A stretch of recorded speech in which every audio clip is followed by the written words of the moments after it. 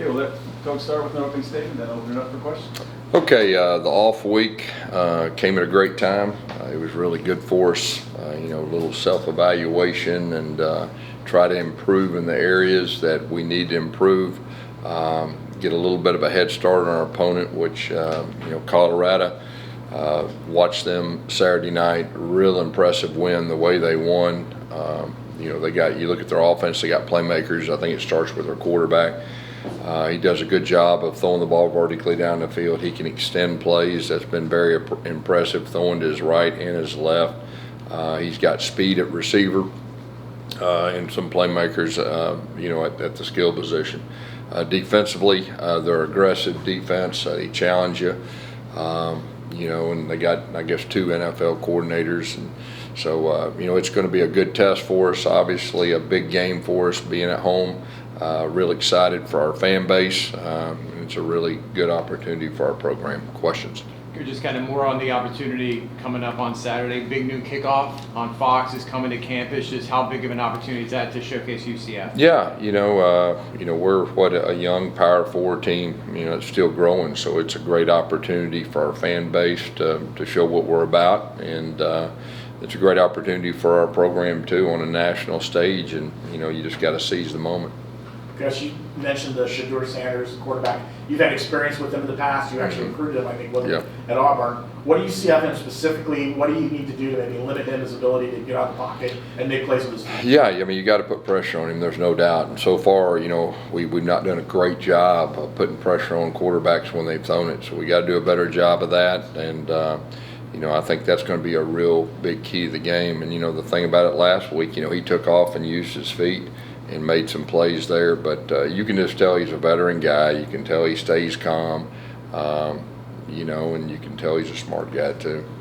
Coach, you mentioned the opportunity to showcase the team from a football perspective, and I know it's you're facing what's in front of you first, and you still got to get the wins. But how big of an impact could this game have leading towards the end of the season when you're campaigning maybe for a playoff spot potentially? Yeah, like you said, we're just worried about this game. This is a big game. It's the next game, and playing an opponent that is hot. There's no doubt about that. The way they won was really, really impressive. So it's a big game, within its own right. So we're not thinking anything past that. What can you tell us about the return of John Walker, his status? He's not going to be available this week, and so I'll have more, on that probably next week.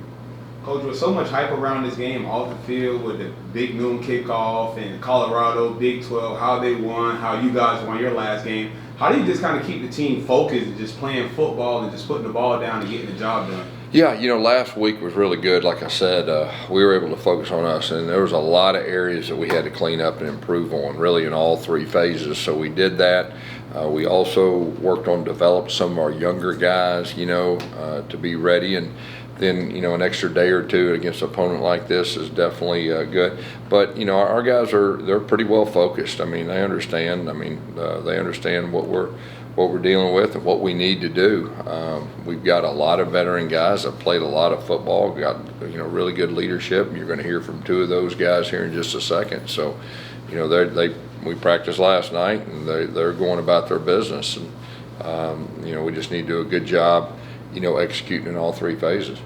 At Big 12 Media Day, you said you were a fan of Deion Sanders. What do you admire about him, both as an athlete from his playing days and now as he's become a Division I college football coach? Yeah, when he was playing, he's one of the better players to ever play the game. So, and then, what I admire about him, he does it his way. And, this is a deal where you look at, college football as entertainment, and the juice and the attention he brings to our league, I think, is really good.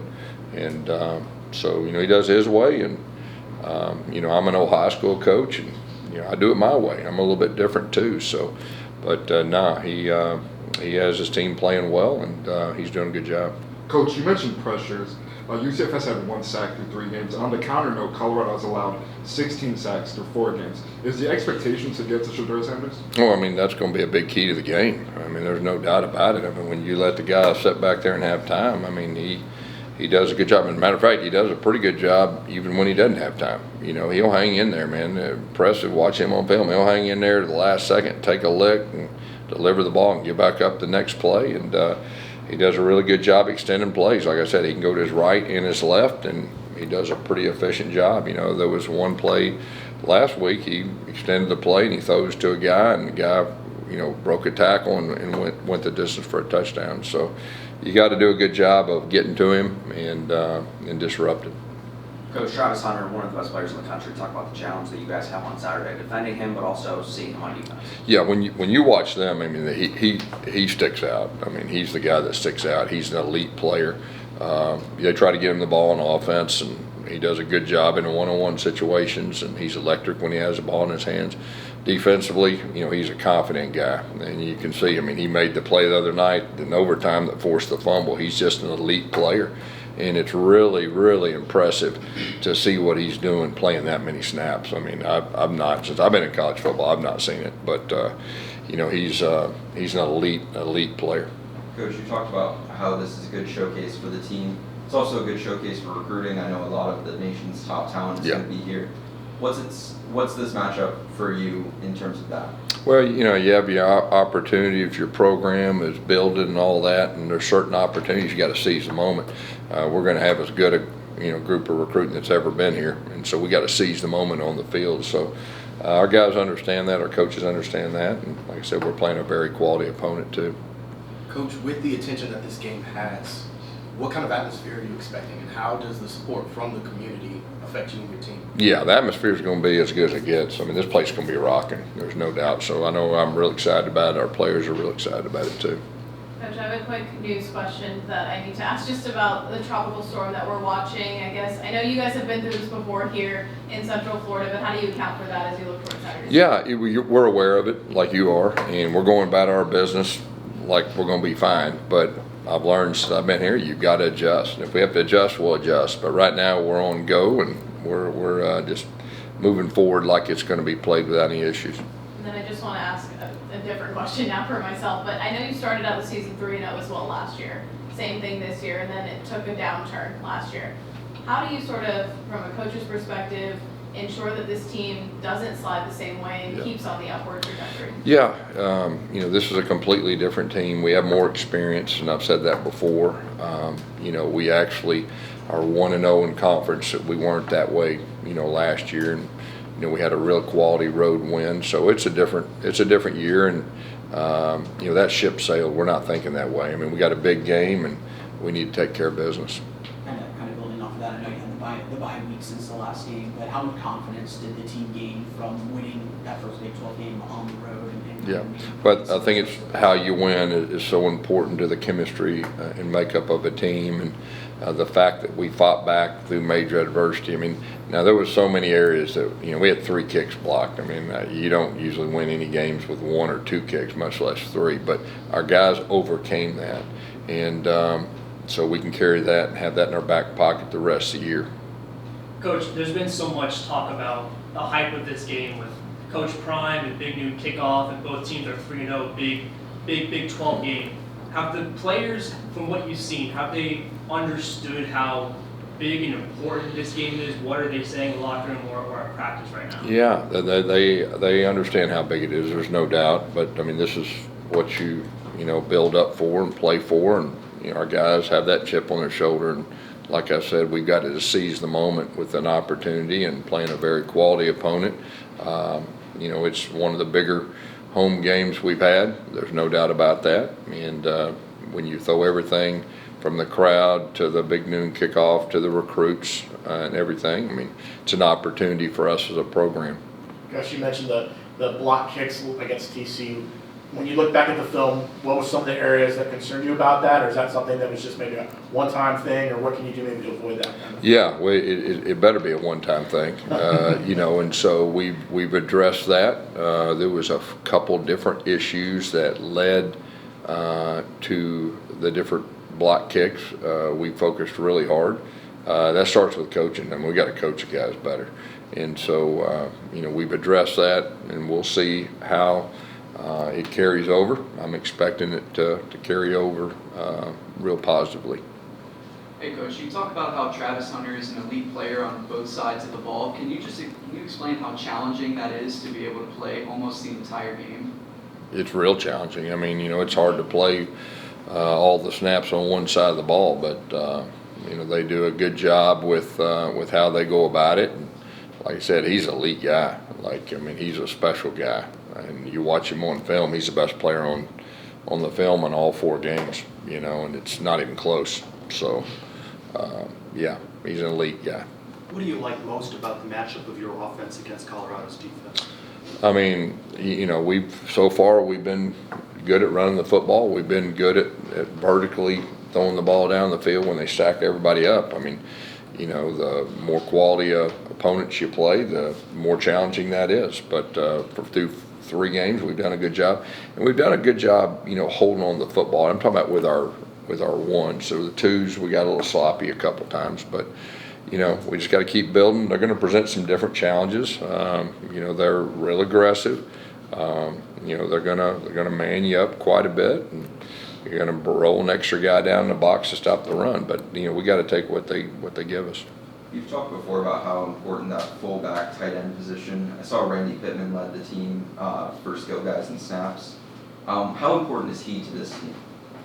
Randy is he's an old school football player, and he's probably one of our best all around football players. He's like a coach on the field, and he can adjust, and he's a physical guy. He's really good at catching the ball too. He's got really everything it takes. So he's very, very important to our offense. KJ, you mentioned it was banged up during the TCU game. Brandon Adams had the cramping issue at the end of that game. How is their status after the bye week, and is there anybody else that's not available?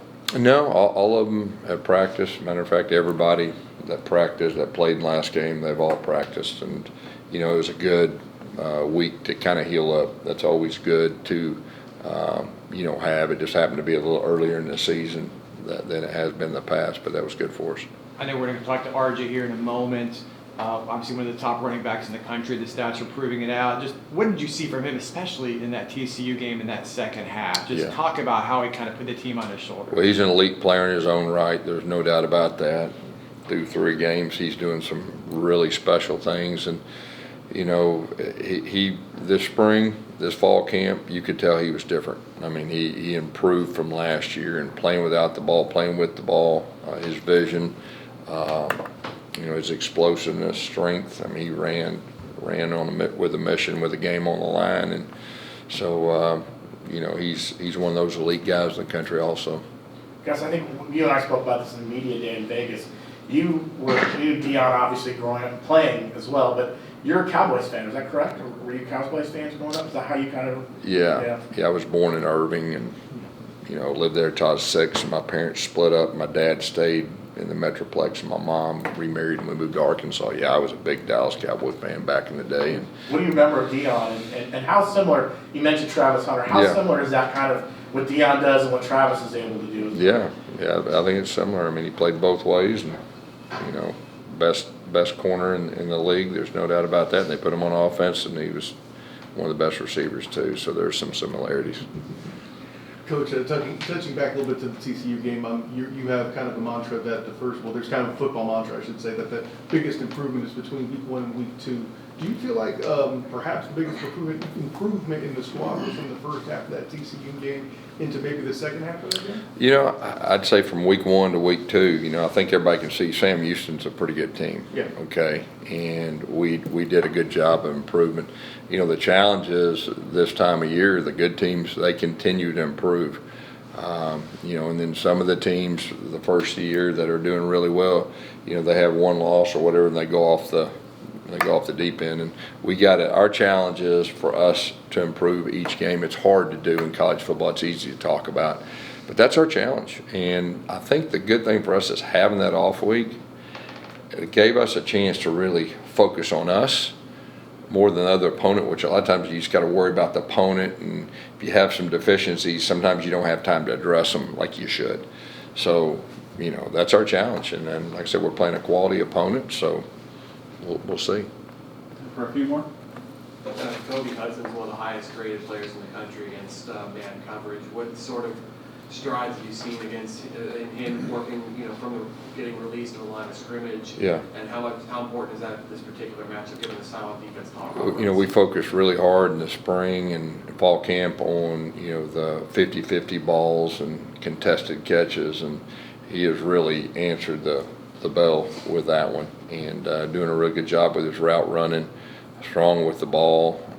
Him and KJ, they have that quarterback receiver thing that is really, really important.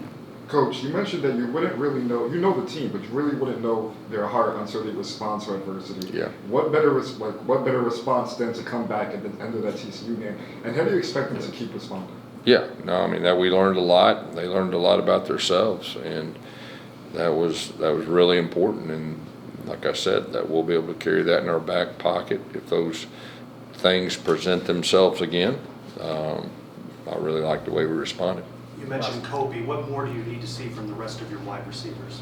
I think all the other receivers are doing a really good job. The unique thing is each game unfolds differently, and they're all capable of making big plays when their numbers called. All right, thanks everybody. All right, thank y'all.